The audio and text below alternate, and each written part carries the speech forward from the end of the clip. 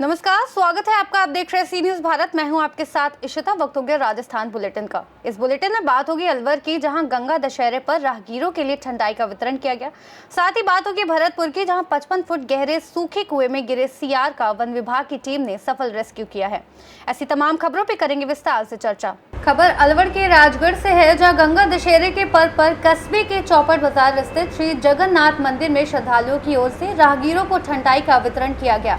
इससे पूर्व भगवान जगन्नाथ जी महाराज व खाटू श्याम जी को प्रसाद का भोग लगाया गया। इस दौरान महंत मदन मोहन शास्त्री, रोहित शर्मा, अनीता बड़ाया सहित अनेक श्रद्धालु मौजूद रहे। आज गंगा दशहरे पर्व की सभी को हार्दिक शुभकामनाएं। जैसा कि विदित होता हुआ कि हर वर्ष चौपड़ बाजार श्री जगन्नाथ जी महाराज के मंदिर में श्री जगन्नाथ जी महाराज और खाटू श्याम बाबा के सानिध्य में वैश्य महिलाओं के द्वारा ठंडाई वितरण का कार्यक्रम आयोजित किया जाता है। आज इस मौके पर सैकड़ों महिलाओं ने ठंडाई प्रसाद का वितरण करवाया। साथ ही इस गंगा दशहरा का जो पर्व होता है उसका क्या महत्व है कि माँ गंगा जो पृथ्वी पर अवतरण के रूप में आज के दिन ही इस पृथ्वी मंडल पर आई थी। दूसरा, भगीरथ आदि के द्वारा गंगा की पूर्ण तत्वधान और उसकी तृप्ति हेतु अपने पूर्वजों के तृप्तधान के लिए माँ गंगा की पूजा अर्चना करके उसको पृथ्वी पर लाया गया। शांतनु जो गंगा के पुत्र हैं, वहाँ माता गंगा की पूजा अर्चना करके वो अपनी माता के निमित्त आदि का कार्य करते हैं। आज के दिन ही शीतलता प्रदान करने हेतु माँ गंगा की पूजा अर्चना होती है।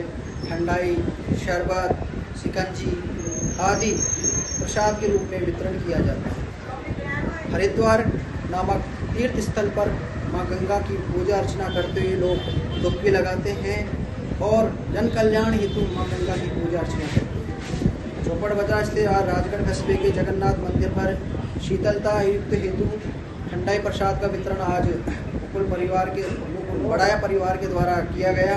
इसमें वैश्य महिलाओं के द्वारा ये कार्यक्रम आयोजित किया गया, जहाँ सैकड़ों भक्त महिलाओं ने सभी को प्रसाद के रूप में ठंडाई वितरण की।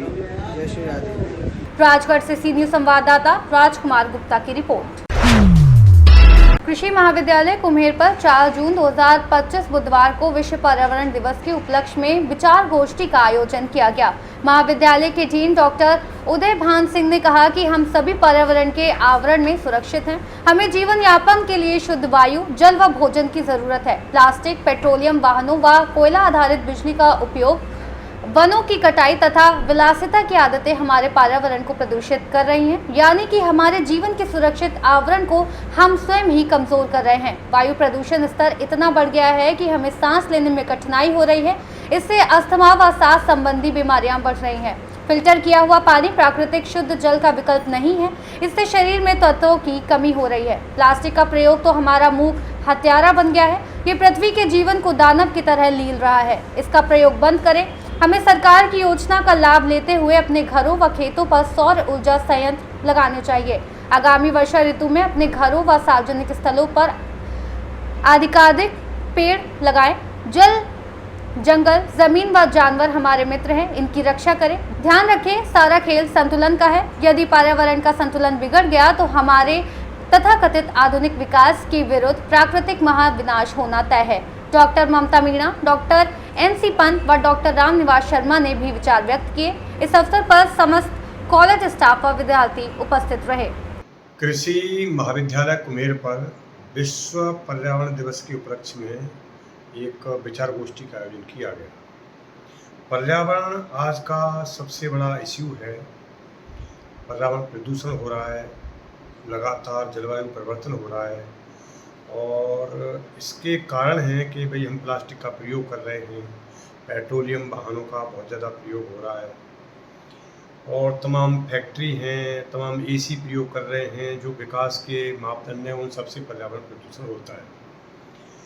इसलिए हमें इस तरफ सोचना होगा कि भाई हम अधिकाधिक पेड़ लगाएं और प्लास्टिक का प्रयोग कम करें, सोलर ऊर्जा का प्रयोग करें। बाकी यदि हम जागरूक नहीं हुए तो ये जो आधुनिक विकास है ये हमारे जीवन को ले जाएगा और ये एक ऐसा इश्यू होगा कि मानव सभ्यता जो कि सबसे श्रेष्ठ प्राणी हैं हम, और उसी ने ही प्रकृति को नष्ट भ्रष्ट कर दिया, सारा संतुलन खराब हो रहा है। इसलिए हमें इसकी तरफ जागरूक रहना चाहिए।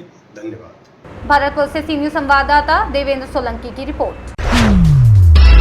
खबर भरतपुर से है, जहां भुसावर के सरकारी बाग में करीबन 55 फुट गहरे सूखे कुएं में गिरे सियार का वन विभाग की टीम ने रेस्क्यू कर जंगल में छोड़ दिया। टीम के प्रभारी उमेंद्र शर्मा ने बताया कि सरकारी बाग में स्थित खुले पड़े सूखे कुएं में एक सियार के गिर जाने की सूचना प्राप्त हुई, जिस पर तुरंत टीम के साथ मौके पर पहुंचकर ग्रामीणों के सहयोग से घंटों की मशक्कत के बाद सियार को बाहर निकाला गया और उसे सुरक्षित जंगल में छोड़ दिया गया। भरतपुर से सी न्यूज़ संवाददाता देवेंद्र सिंह सोलंकी की रिपोर्ट।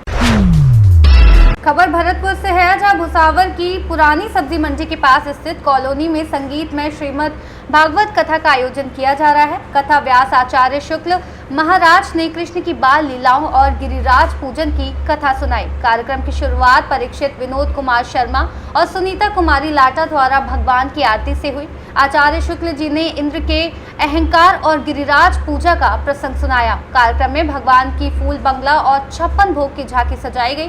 भक्तों ने गिरिराज महाराज के दर्शन किए। समापन प्रसाद वितरण के साथ हुआ।